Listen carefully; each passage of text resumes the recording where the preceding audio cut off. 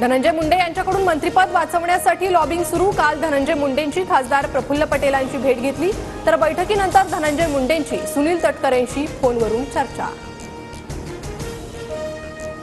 भाजपा आमदार सुरेश धस यांनी आज पुन्हा अजित पवारांची भेट घेतली। मराठवाड्यातील मल्टीस्टेट बँकांसंदर्भात भेट घेतल्याची माहिती।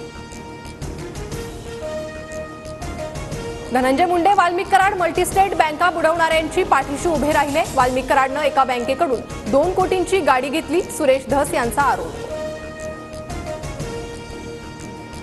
पंकजा मुंडेंनी त्यांच्या कार्यकाळात फक्त 785 शिक्षकांची चुकीच्या पद्धतीने नियुक्ती केली, भाजपा आमदार सुरेश धस यांचा दावा। मंत्री आशिष शेलारांनी घेतली आज राज ठाकरेंची भेट। मुंबई महापालिका निवडणुकीच्या संदर्भात दोन्ही नेत्यांमध्ये चर्चा झाल्याची सूत्रांची माहिती।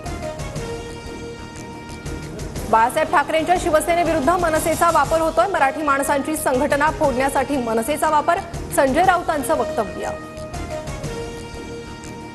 शरद पवार गटाची मुंबईत महत्त्वाची बैठक सुरू। बैठकीत पक्षाच्या पुढील वाटचालीसाठी महत्त्वाची चर्चा होणार। प्रदेशाध्यक्षपदाबाबत मोठा निर्णय होण्याची शक्यता।